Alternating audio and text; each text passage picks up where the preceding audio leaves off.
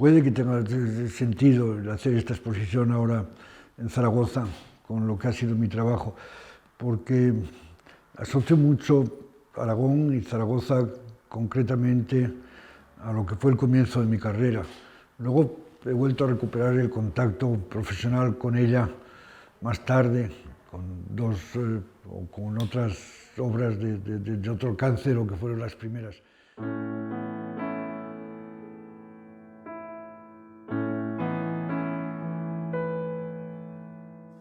El rasgo fundamental de Rafael Moneo es su atenta mirada en cada una de sus obras, especialmente centrándose en lo que es el entorno, lo que es el emplazamiento, lo que denominamos el genius loci, que es el espíritu del lugar y que le da las claves y los referentes para desarrollar sus proyectos íntegramente. En 1996 le conceden el premio Pritzker y las actas del jurado explicitan muy claramente que, además de su trayectoria profesional intensa y muy propicia en temas arquitectónicos, se centra sobre todo en la contextualización. Es uno de los factores por los cuales las actas del jurado le concedió el premio justamente. Y esa es una de las razones por las que su obra no es homogénea ni uniforme, sino que precisamente como cada lugar, cada proyecto tiene unas características determinadas y la respuesta a ese lugar y a ese programa es justamente específico. Por ello, la homogeneidad estilística, el registro artístico de cada una de sus obras es completamente diferente. La complicidad que tiene y el diálogo con el solar, con el lugar, con el entorno y además la preocupación por el programa cargan notablemente sus proyectos de una magnífica humanidad, contribuyendo de manera fundamental, clara y precisa en unos espacios urbanos fantásticos y una arquitectura redonda. Es capaz de unir arquitectura y urbanismo como una única unidad. La precisión conceptual y el rigor metodológico son las claves y las herramientas que utiliza Moneo para sus diseños de sus obras y contribuyen de una manera decisiva en la mejora de la vida social de los ciudadanos.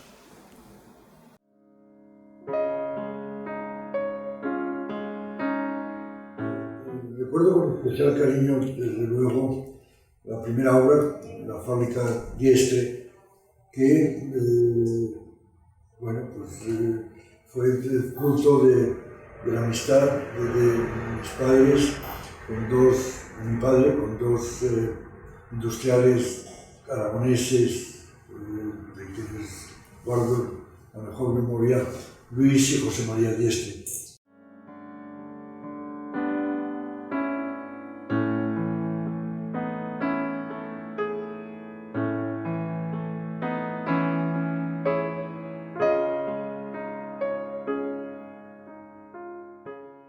La obra de Zaragoza era una obra que por su programa, por su contenido, por su tamaño, incluso me atrevería a decir que para alguien que civilitzaba en la arquitectura industrial la veía como muy en el origen de lo que había sido el comienzo de la arquitectura moderna.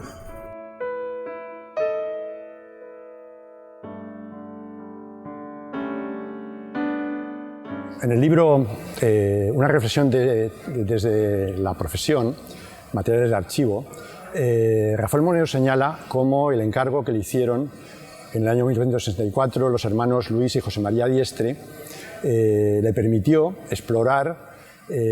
hasta qué punto los principios que informaban la obra de los arquitectos que admiraba, James Stirling o Álvaro Aalto, congruencia entre forma y estructura en el caso de Stirling, la alusión a la naturaleza en el caso de Aalto, hasta qué punto le permitía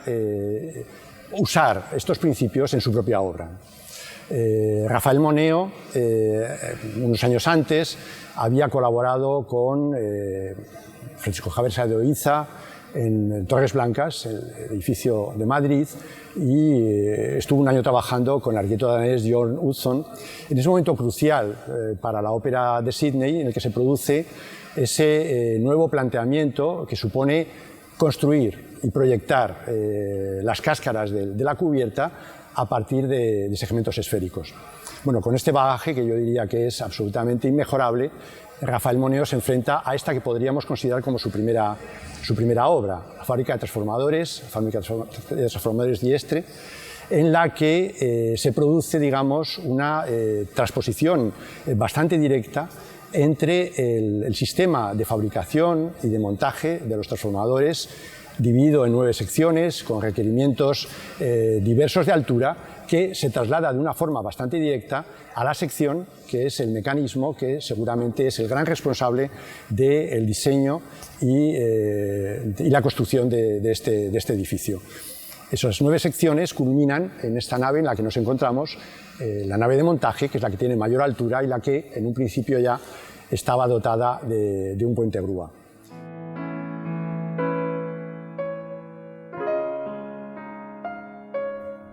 El viaje a Escandinavia, el contacto con Aalto, que también había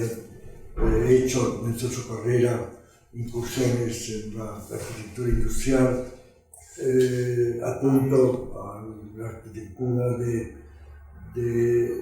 Stirling, vi muy pendiente de una idea de arquitectura en que los principios del organicismo, esta sensación de que el edificio debía ser coherente en todas sus partes, podía dar sentido a la estructura de una fábrica que tenía distintos departamentos y sectores que acababan confluyendo en la nave de montaje.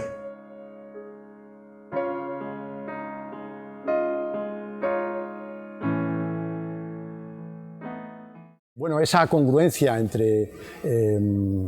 arquitectura y estructura que hablaba Rafael Moneo de la obra de James Stirling está claramente puesta de manifiesto en este proyecto, ¿no? En el que se produce, digamos, esta estructura metálica en la que se utilizan esas vigas Warren en cubierta, que el propio Moneo habla de sus indudables ventajas desde el punto de vista estructural, que permiten evitar las limas, apoyar una de ellas en la siguiente y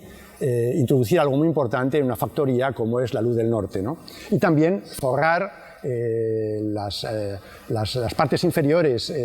de las cerchas, ¿no? Mediante estos paneles tectónicos de viruta de madera y cemento que permiten controlar de una forma, digamos, confortable la acústica en el interior de la nave. Bueno, yo diría que siendo la sección, se ha remarcado siempre al hablar de esta fábrica un aspecto importante, yo no olvidaría la potencia y la maestría, digamos, tan usual en la obra posterior de Rafael Moneo en el manejo de la planta. El manejo de la planta como herramienta proyectual que le permite controlar el programa y que en esta factoría se pone de manifiesto en las 8 naves longitudinales, digamos, limitadas por ese diedro que conforman a oeste y a norte la zona de oficinas y dirección y la zona de vestuarios y almacenes, ¿no? Ese diedro, digamos, delimita las 8 naves que se van produciendo con una cierta, digamos, libertad hacia levante, de tal forma que en la fachada este se produce una serie de retranqueos en planta que, digamos, acusan una cierta autonomía de cada una de las naves, ¿no? Bueno, hay que decir también que el proyecto es un proyecto de pocos materiales, es decir, el ladrillo, un ladrillo ocre colocado a junta cosida en los exteriores, las cubiertas de aluminio y los ventanales orientados a norte. En el exterior, yo diría que también hay una cierta un cierto diálogo, una cierta dicotomía entre el carácter, digamos, más abstracto de los grandes lienzos de ladrillo a junta cosida que siguen el perfil de las naves de la fábrica y ese trabajo más pormenorizado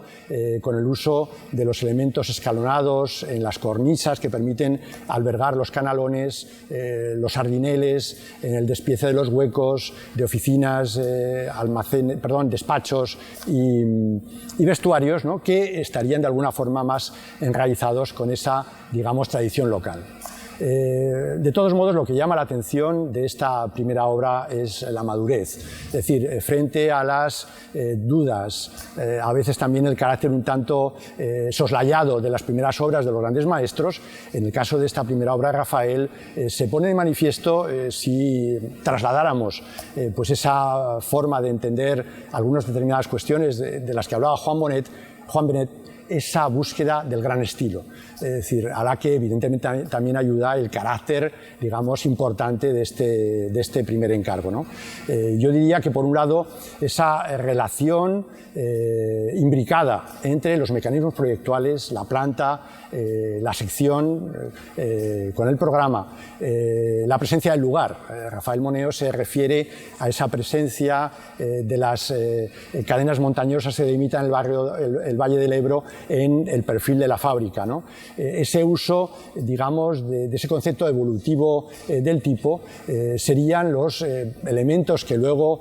adquirirán carta naturaleza en la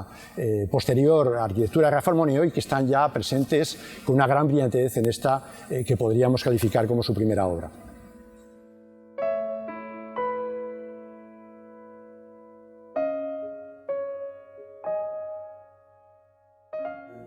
La idea de que esa fábrica en su precisión de algo no ajeno a lo que es la estructura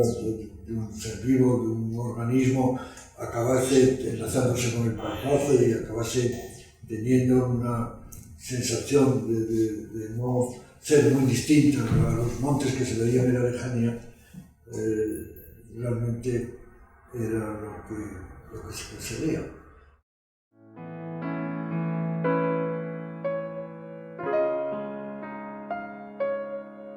En verdad que me ha impresionado cuando esta mañana, al entrar en la exposición, me he dado de bruces y me he encontrado con el proyecto de Diestre, que para mí ha tenido tanta importancia. Era muy consciente de la suerte que cuanto joven arquitecto tenía de encontrarme con una obra de ese tamaño. Y realmente el sentimiento de agradecimiento hacia Luis y José María Diestre que me dieron esta oportunidad se ha hecho muy presente y me ha hecho volver a recuperar los instantes y los momentos en que con tanta ilusión dibujaba los planos de Diestre en Roma.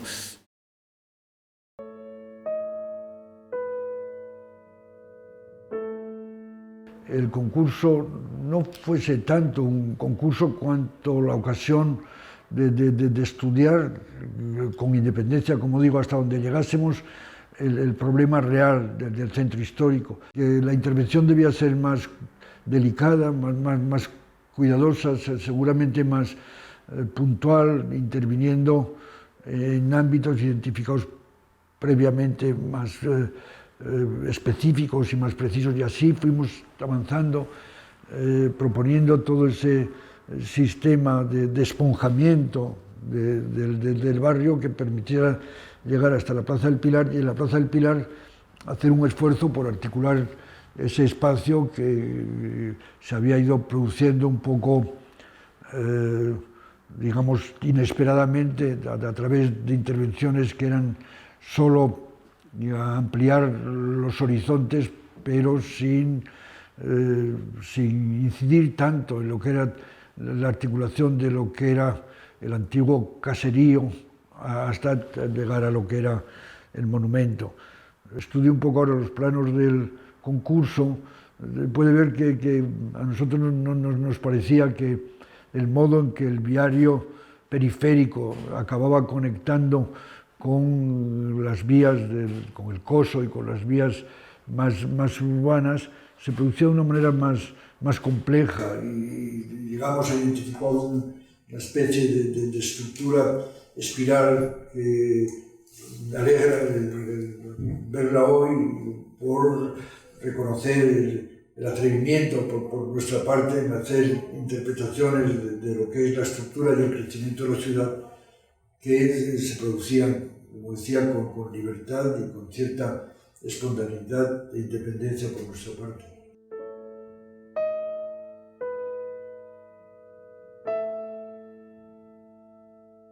Vamos a comentar algunas cosas sobre el concurso de remodelación del centro histórico de Zaragoza. Concurso que tiene lugar en el año 1969 y el cual pues, Rafael Moneo junto con Manuel Solá Morales ganan el segundo premio. En primer lugar, es importante considerar el contexto histórico de los años 60, de final de los años 60 del siglo pasado, ¿no? Una parte disciplinar, otra parte urbana. En el ámbito así disciplinar hay que decir que entonces coexisten distintas aproximaciones después del urbanismo funcionalista moderno y las críticas de los años 60. Hay una visión más anglosajona dentro del ámbito del Reino Unido. Está el townscape, modernist townscape, está el urban design en Estados Unidos, el diseño urbano, están las visiones del sur de Europa, latinoeuropeas, italianas, después españolas, cada vez más sensibles a la arquitectura de la ciudad. Esto por una parte. Por otra está el contexto urbano de lo que pasa en los centros históricos. Está Bolonia, en Italia, final de los años 60, muy importante a nivel internacional, y está un poco lo que pasa en París, lo que pasa en Londres. Hay Covent Garden, el mercado de Leal en París, derriba el mercado de Leal, hay batallas, la batalla de Covent Garden para preservar partes del centro histórico, un poco en toda Europa, también en Zaragoza.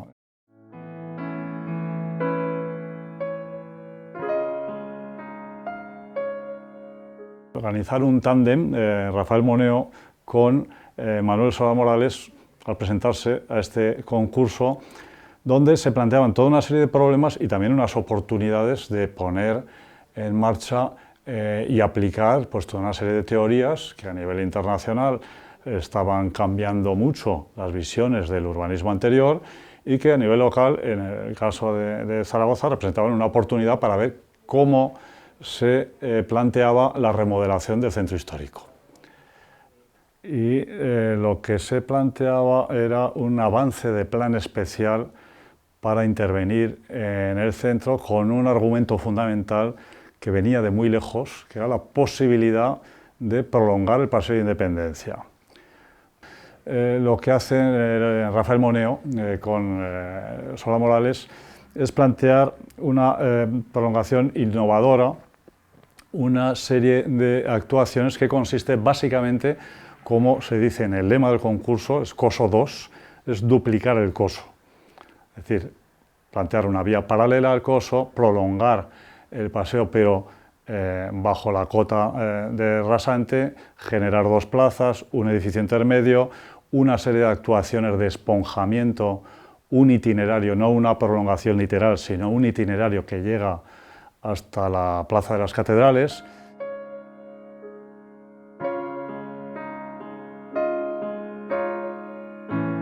Efectivamente, a pesar de la evidente originalidad de la propuesta, la aportación fundamental es el tratamiento muy cuidado, un urbanismo y una arquitectura urbana muy cualitativa, de calidad, frente a otro tipo de propuestas igualmente radicales, pero menos cuidadas. Es una propuesta que hay que inscribir en la cultura de esos años, en sentido amplio, ¿no? En la situación, en el contexto de esos años. Cultura internacional y la cultura local y la situación de los centros históricos, lo cual explica poco ahora, tenemos visión retrospectiva, histórica, podemos apreciar mejor el carácter innovador de esa propuesta, su calidad y también sus límites dentro del contexto del periodo histórico de final de los años 60. Recuperar las noches en que con Manuel de Solá Morales dibujábamos la planta del casco histórico de Zaragoza me ha permitido ver cuánto, con la ayuda de Manuel y de aquellos, un concurso como este nos permitía ofrecer alternativas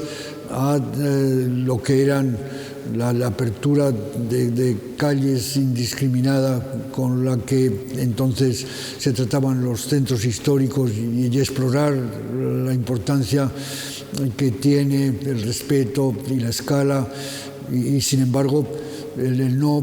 abandono de la conexión entre centro histórico y ciudad nueva. Naturalmente que Zaragoza tenía y tiene un problema difícil en el modo en que el Paseo de la Independencia se encuentra con el casco de la ciudad romana, pero el haberlo abordado con tanta intensidad como un dibujo como este refleja, me ha hecho pues ver con gusto la seriedad con que se abordaba un proyecto como este, un proyecto que al margen del brillo que un concurso requiere, tiene también esta reflexión sobre lo que con la ciudad antigua hay que hacer, que me parece que sigue teniendo valor y vigencia.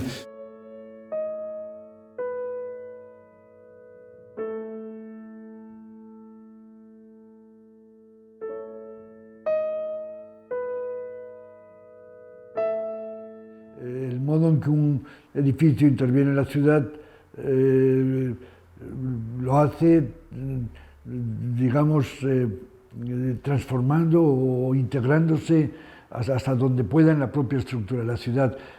Hacer que el edificio coincidiera con la estructura urbana es lo que explica ese pasaje. El edificio no es un edificio ajeno a una intervención en el casco y de ahí que haya que verlo como un intento de entender desde la arquitectura el modo en que se produce la ciudad y hacerlo con ese pasaje no ajeno a lo que ha sido tanta arquitectura del 19, en la que también se veía que la intervención sobre el antiguo podía ayudarse con intervenciones de alcance un poco más largo, como eran todos los pasajes del 19.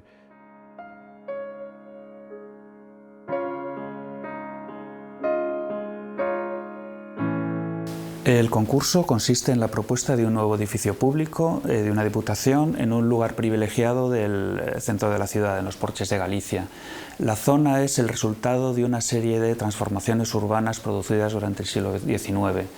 El antiguo barrio de San Francisco se modificó con la desaparición del convento del mismo nombre y con la apertura de la nueva carretera de Zaragoza, con la aparición de los Porches de Galicia y la Plaza de Navarra. Esto dio lugar a un encuentro entre diferentes tramas urbanas que no está resuelto.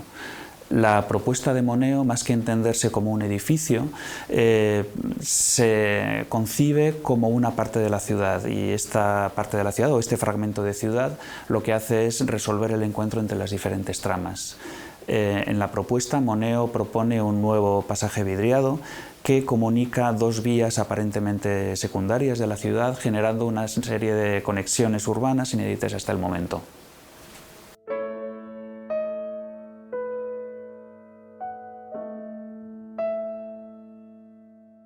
El proyecto se entiende, por lo tanto, como una parte de ciudad que a su vez está compuesta de fragmentos heterogéneos desde el punto de vista del programa y también desde el punto de vista del lenguaje. y es el pasaje el elemento que permite disponer de manera ordenada estos fragmentos, dándoles diferentes usos a las diferentes partes del programa. Zona de oficinas, de atención al público, sala de exposiciones, una cafetería, un auditorio, viviendas, etc. Si son heterogéneas en el programa, también lo son en su lenguaje. El pasaje divide el conjunto del edificio en dos partes, una de ellas adosadas al edificio de Hacienda, que casi podría entenderse como su ampliación o la manera de completarlo, ya que sigue sus mismos códigos, su materialidad, su lenguaje, la altura de cornisa. Mientras que la otra pieza es más bien una reflexión sobre cómo ha de ser la inserción de una nueva arquitectura en la trama urbana existente, aunque el verdadero protagonista de la propuesta no es ninguna de las dos piezas, sino la hendidura que queda entre ellas, que es el propio pasaje.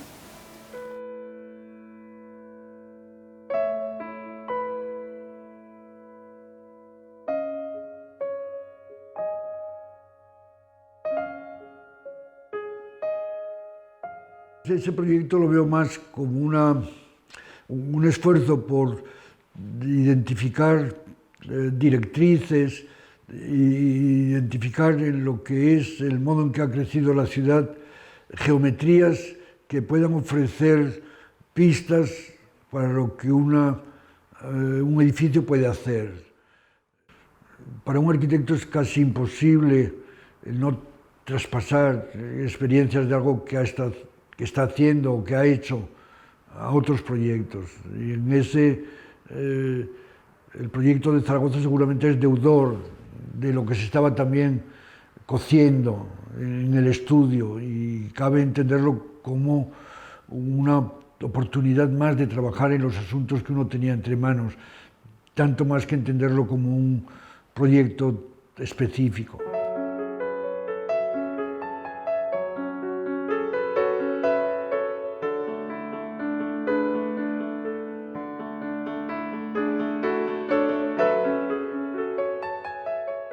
En realidad,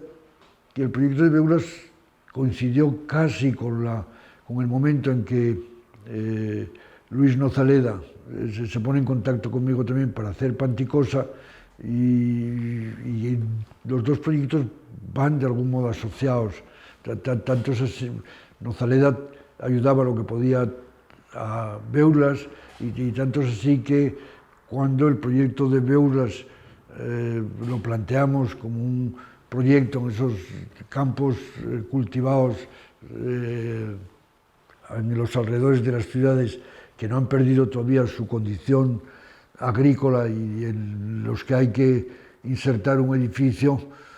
la protección una vez más de lo que es el paisaje que hay al fondo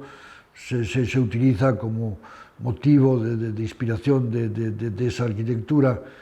Y cuando llega el momento, digamos, de engranarla y encajarla con los campos cultivados, no se duda en que sean viñedos, que era una de las actividades con las que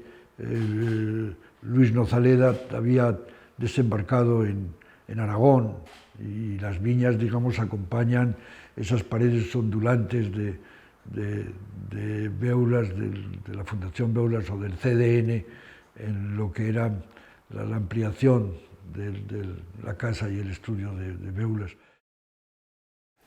El Centro de Arte y Naturaleza, la Fundación Beulas, de Rafael Moneo, para mí constituye otro ejemplo más del magisterio de este arquitecto español, yo creo que ya universalmente reconocido por todos. Como digo, un magisterio en conciliar tres temas de los proyectos: tema del lugar, el tema del programa y el tema del carácter. Yo creo que bajo estas tres perspectivas podemos analizar el Centro de Arte y Naturaleza. El tema del lugar, en este caso, concilia Moneo un jardín próximo, podemos decir, y un paisaje lejano. Un jardín próximo que es el propio jardín habitado por el matrimonio Beulas-Arrate, constituido por unas piezas de García Paredes, de Victoriano Venosa, que de hecho fueron las casas donde habitó este matrimonio. Y un paisaje lejano que refiere Moneo las formaciones geológicas de las sierras exteriores del Pirineo, del paisaje de la comarca de la Hoya de Huesca. En esta conciliación de estas dos escalas del paisaje, el proyecto encuentra su acomodo y su tensión. Por un lugar, al jardín próximo responde con unas piezas claramente articuladas, piezas bajo una trama ortogonal que cogen la escala de estas viviendas. Y por otro lado, al paisaje lejano responde con una escala de mayor proporción, de un trazado curvilíneo, ya no ortogonal, y respondiendo a aquellos mecanismos de formación de la naturaleza, mecanismos, podríamos decir, organicistas. La escala también varía entre ambas piezas. La escala que refiere al jardín próximo es de menor altura, cogiendo igualmente la altura de las casas que tiene las piezas de Venosa y de García Paredes, y para la pieza organicista, podemos llamar, coge una escala mayor jugando con la sección como protagonista del proyecto. En este episodio conviene decir cómo el programa también se adecúa a esta doble versión del proyecto. Para las piezas de escala menor, Moneo reserva la cafetería, el vestíbulo, la llegada, los despachos de dirección, y para la pieza mayor, la que refiere al paisaje lejano, reserva la gran sala de exposiciones. Una sala de exposiciones que se ve inundada por la luz. Es un perímetro curvilíneo opaco, y en la sala de exposiciones hay una explosión de luz derivada de unos lucernarios que concilian la geometría ortogonal que decíamos de las primeras piezas.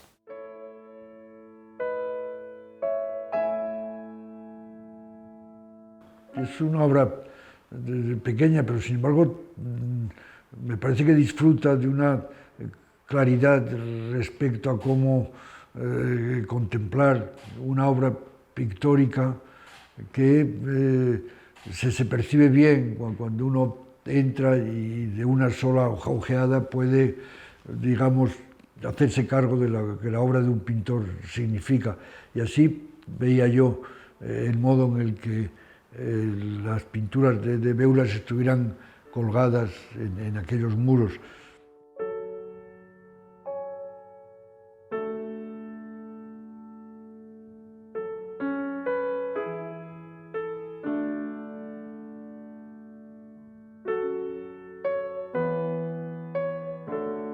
Esta obra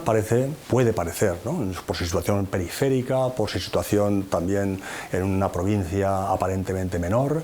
incluso por su escala, una pieza de una escala muy menor para otros grandes trabajos del arquitecto Moneo, pero sin embargo yo creo que concilia y condensa bien estas lecciones, ¿no?, estas lecciones de lugar, de programa, de carácter que podemos leer en todas sus obras. Recuerdo ahora también, por ejemplo, al ver este edificio tan opaco, aparentemente poco penetrable, ¿no?, y que sin embargo cuando uno entra en él hay una explosión de luz en la sala. Este descubrimiento del tesoro, ¿no?, la propia obra de arte manifestada como un tesoro, este descubrimiento del tesoro, hay otros ejemplos que Moneo los ha experimentado, ¿no? Yo recuerdo cuando él hablaba en unas conferencias que daba en Harvard, cuando explicaba también, por ejemplo, el Wesley College, ¿no?, como esa explosión, ese tesoro que guarda, el cofre que guarda, hay algo también de cofre que guarda en este caso, ¿no?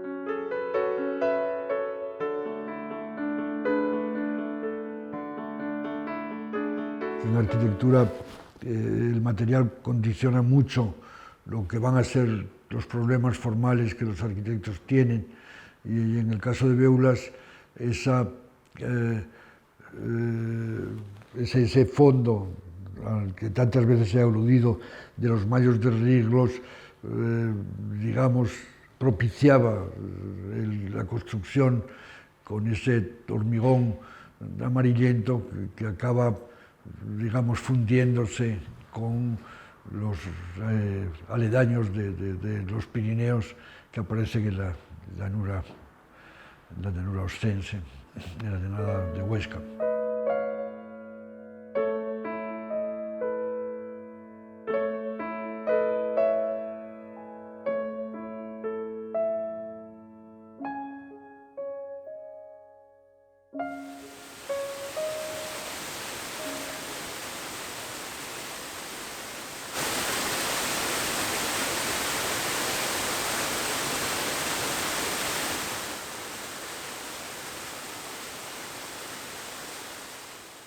Antecosa tenía también una cosa grandiosa que es verdaderamente el circo, que son los Pirineos, que es el lago, que es ese ascenso casi místico al que obliga una carretera que no sabes bien a dónde te va a llevar ni cuándo vas a llegar.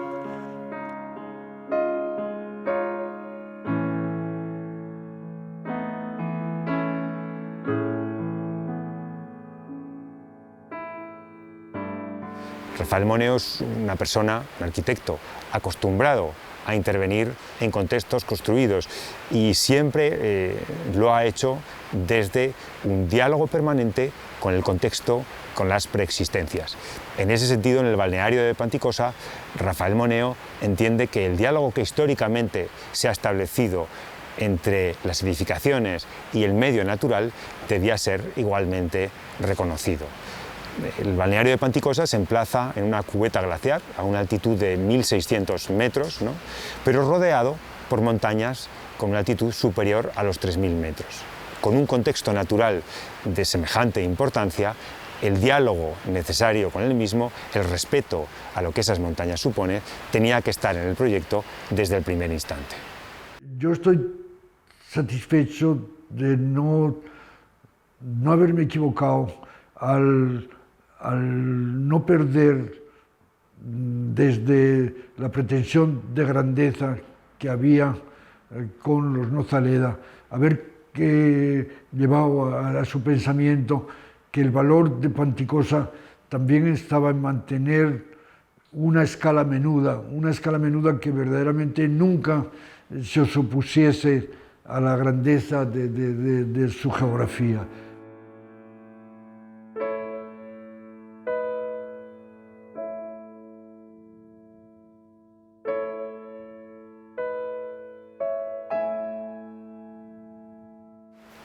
El encargo a Rafael Moneo del plan director, pero también de la renovación de las edificaciones y de la rehabilitación de algunas de ellas, le permite controlar tanto el carácter como el alcance de la intervención en su conjunto.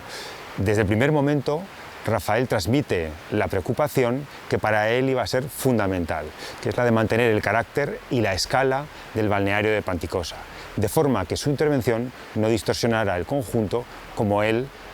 lo había conocido. Rafael Moneo, como hemos comentado anteriormente, se hace cargo del plan director para la renovación del conjunto, pero también de la rehabilitación y la renovación propiamente dicha de un número importante de esas edificaciones. Después de la preparación del plan director, Rafael Moneo acomete lo que será su intervención en dos fases, temporal y espacialmente muy definidas. En la primera de ellas se encargará de la rehabilitación del edificio del Gran Hotel, del Comedor del Lago y del Casino. Estos tres edificios forman parte de una única edificación, ya que Rafael Moneo decide conectar el Gran Hotel y el Casino a través de una pasarela cristalada. Aunque funcionalmente funcionen como una unidad, formalmente Rafael Moneo respetará los lenguajes de las tres edificaciones. Tan solo en el Comedor del Lago intervendrá en las fachadas para mejorar la relación del mismo con el paisaje que lo rodea. En la segunda fase, que se emplazará más allá del arroyo central que parte la cubeta glaciar en dos, Rafael Moneo intervendrá con la renovación de los hoteles Mediodía y Continental, así como la construcción de una pasarela que los une y una cafetería situada en el punto central, que se encargará de animar el espacio entre todos ellos. En esta misma plaza que configuran estos dos hoteles, Mediodía y Continental, aparece la Iglesia del Carmen, en la rehabilitación de la cual también intervendrá Rafael Moneo, y el Palacio Termal, obra de Belén Moneo y Jeff Brock. Esta segunda fase es importante en el sentido en el que configura un nuevo espacio delimitado por estas edificaciones que aspira a convertirse en el nuevo centro neurálgico del balneario. Este centro se desplaza desde los jardines que configuraban el casino y el Gran Hotel a un punto en el que la conexión con el entorno natural es, si cabe, mayor. El desplazamiento de este epicentro de la estación termal desde los jardines del casino hasta este nuevo espacio configurado por Rafael Moneo tiene una doble misión. Por un lado, redimensiona el espacio disponible para el visitante, pero por otro lado, y no menos importante, aspira a proteger y a conservar estos jardines frente al casino tal cual estaban configurados. El balneario de Panticosa, un espacio que había estado históricamente ocupado por estructuras obsoletas, edificios deteriorados, es redescubierto por Rafael como un espacio en el que el usuario y también el visitante es capaz de leer la intervención en relación directa con las montañas. También la decisión de orillar los edificios, de disponerlos junto a las laderas, pone el énfasis en esa condición de articulación que tendrá la arquitectura de Rafael del medio natural con el medio urbanizado. En ese sentido, Rafael Moneo es muy consciente del papel que juega su arquitectura. Por eso siempre, cuando interviene en entornos construidos, lee las preexistencias con inteligencia y con respeto, entendiendo que sus arquitecturas van a ser un capítulo más en la historia de ese sitio, que se construye sobre las preexistencias, pero que tiene que adquirir el carácter del tiempo en el que está construido. Hablar de respeto al lugar, el hincapié que siempre